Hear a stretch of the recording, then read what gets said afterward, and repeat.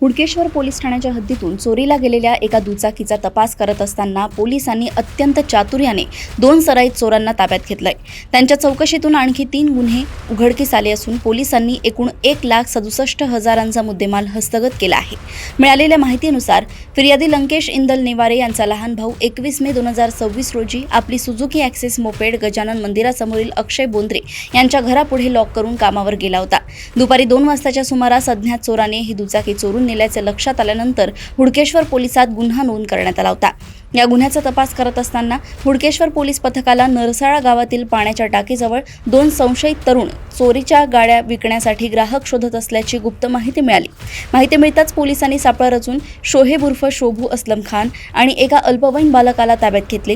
त्याची कसून चौकशी केली असता त्यांनी ही दुचाकी चोरल्याची कबुली दिली। इतकेच नव्हे तर त्यांनी यापूर्वी केलेली एक घरफोडी आणि एक जबरी चोरी आणि 3 इतर वाहन चोरीच्या गुन्ह्यांचीही कबुली दिली। पोलिसांनी आरोपींकडून चोरीची सुझुकी ॲक्सेस, एक होंडा ॲक्टिवा, एक यामाहा, सोन्याचे दागिने आणि कागदपत्रे असा एकूण 1,67,000 रुपयांचा मुद्देमाल जप्त केलाय।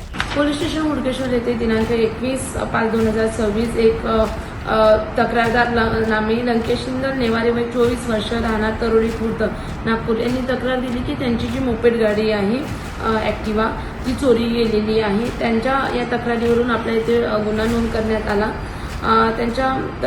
त्या गुन्ह्याच्या तपासाअंतर्गत आपल्या तपास पथकाला एक गुप्त बातमीदारामार्फत एक माहिती मिळाली की 2 काही इसम आहेत, त्यांच्या ताब्यात एक गाडी आहे। अशा माहितीवरून आपल्या तपास पथकाने त्यांची चौकशी केली असता त्यांच्याकडनं आपले 5 गुन्हे डिटेक्ट झालेले आहे।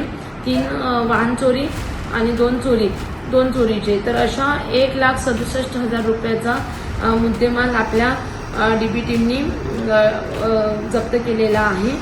आणि ज्यांच्याकडनं जे आरोपी आपल्याला मिळालेले आहे त्यात एक विधी संघर्षग्रस्त बालक आहे आणि एक मुख्य आरोपी आहे, त्याचं नाव आहे शोहेब असलम खान वय 19 वर्ष राहणार न्यू माळगीनगर बेसा पॉवर हाऊस मागे पोलीस स्टेशन हुडकेश्वर।